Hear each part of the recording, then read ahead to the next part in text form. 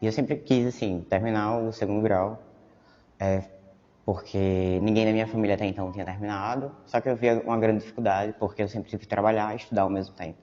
Isso me pesava muito.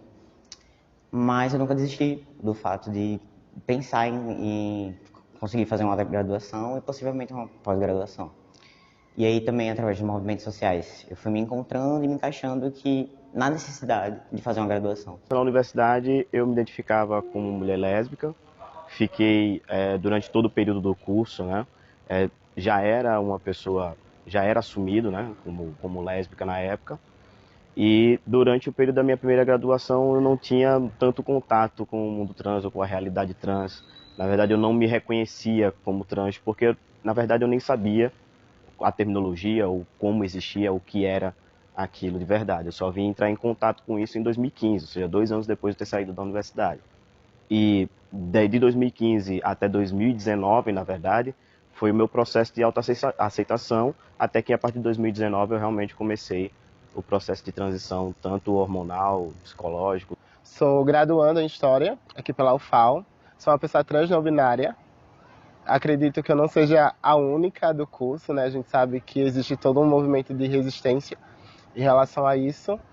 Eu ingressei na UFAL em 2017.2 e foi aqui que eu iniciei o meu processo de transição. Há mais de 10 anos eu venho me dedicando, enquanto historiador, a pensar as questões, sobretudo, de gênero e sexualidade na história.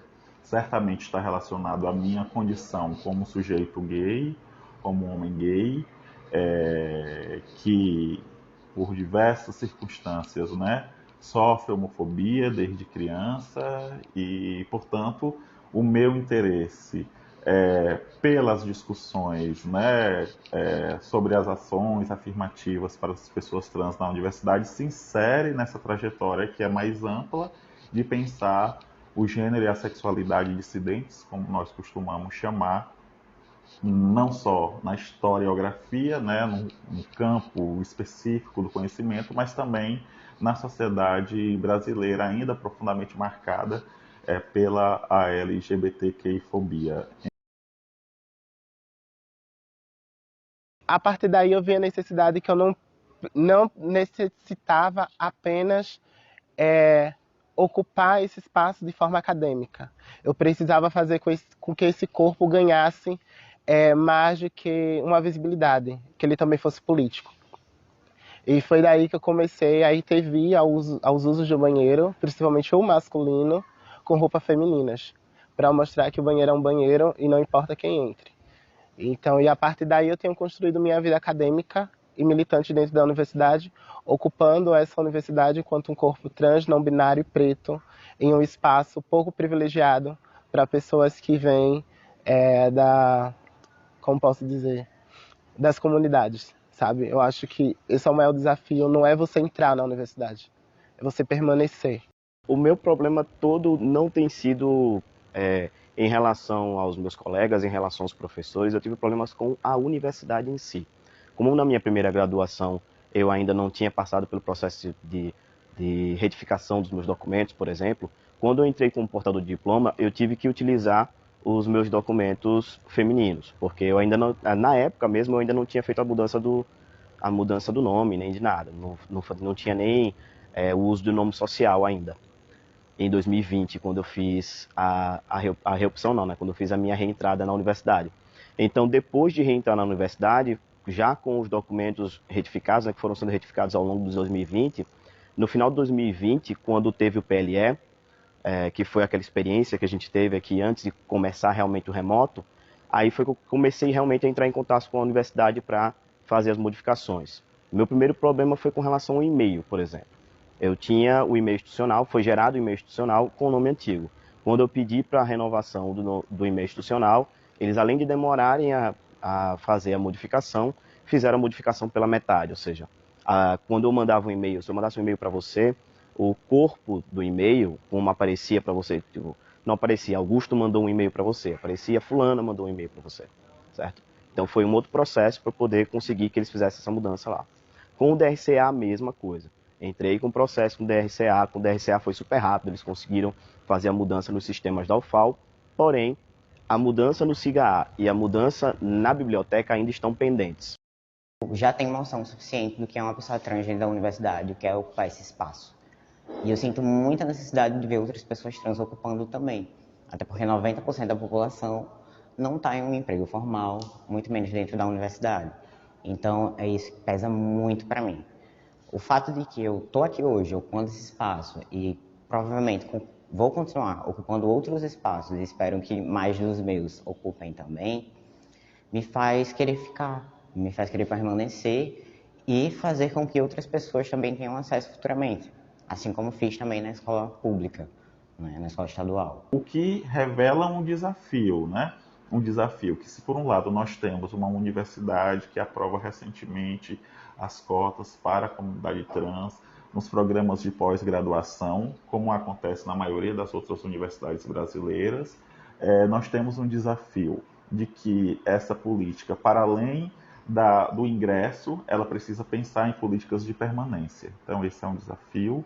Um outro desafio, além da pós-graduação, pensar, por exemplo, a graduação e em concursos, seja para técnicos, seja para docentes, né? Então, a gente precisa ter uma universidade que possa ser plural, né? No gênero, na raça, na sexualidade, na etnia, né? A inserção das cotas para as pessoas trans é um avanço, mas ela mostra o quanto que não só a UFAL, mas de um modo geral as universidades no Brasil ainda precisam, né, encarar de um modo, né, mais profundo o ingresso e a permanência das pessoas trans, não só na universidade, mas também na educação básica. A universidade ela não está preparada. Falta treinamento para o pessoal do administrativo, falta sensibilidade por parte de alguns professores. Eu não tive problema com nenhum professor, mas eu lembro de ter sentido que eu senti falta de uma sensibilidade, senti falta de uma determinada professora, eu senti falta que ela entendesse o que eu estava tentando comunicar. Já ouvi relatos e também já vivenciei pessoas próximas.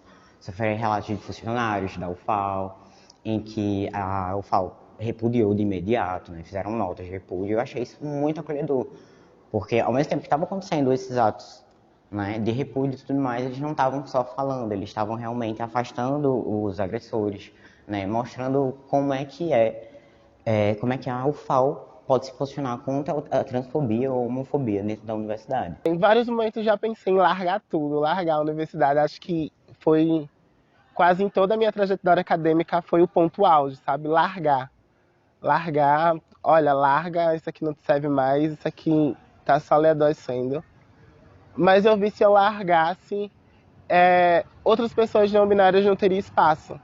Não teria alguém se espelhar, sabe? É como eu digo pra todo mundo, eu não gosto de me sentir espelho, nem algo assim de representação, porque aí a gente joga uma responsabilidade a mais para essa pessoa. Mas eu creio que eu fazer um movimento do qual pessoas se espelhem para fazer, independente dos seus blocos, e acho que independente de qualquer identidade de gênero, eu acho que é importante a gente pensar nessa questão de permanência, sabe? Beleza, tá muito lindo a gente pensar cotas para a população trans, né? Como eu falo, recentemente abri editais aí, mas não basta apenas abrir, sabe? É você fazer com que esses corpos permaneçam. E quando a gente está falando que esses corpos permaneçam, estou pensando mais de que só ter um edital. É bolsas, é todo um movimento acadêmico. A LGBTQ-fobia é uma questão estrutural que não depende somente de políticas pontuais, mas de um projeto de transformação da sociedade a partir das discussões de gênero, sexualidade e raça que no Brasil, né, ainda são demonizadas, né, ainda são incompreendidas, ainda são motivos, né, de resistência de fato para a transformação, né? Então, a universidade vai se transformar, ela vai ser um espaço mais acolhedor, quando, né, de um modo geral, a sociedade enfrentar o caráter estruturante LGBTQI-fóbico. O mundo vai te dar vontade de desistir todos os dias. Não desistam, sejam mais fortes do que isso. Vai ser horrível ir para a escola, vai ser horrível encarar os seus colegas dentro da sala de aula, porque eu lembro como foi para mim, e olha que eu nem sabia que eu era trans.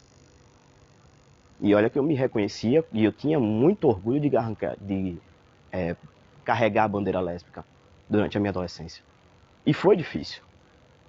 E foi algo que eu coloquei na minha cabeça, assim, eu não vou desistir. Ocupem espaços, né, o máximo que possível, de acordo com a realidade delas, e que, independente da transfobia que elas sofram, né, independente da realidade que elas vivenciam dentro de casa ou dentro da escola, que elas não desistam, né, que se puderem, que continuem indo, ocupando espaços, que continuem buscando vivências através do estudo mesmo, porque é algo que literalmente ninguém pode tirar da gente. Foi quando minha aluna olhou pra minha cara e perguntou bem assim: professor, se eu fosse lésbica, o senhor me aceitaria? E aquilo pra mim, sabe, no meio da aula, fiquei impactado com a pergunta, porque eu não esperava ninguém me perguntar.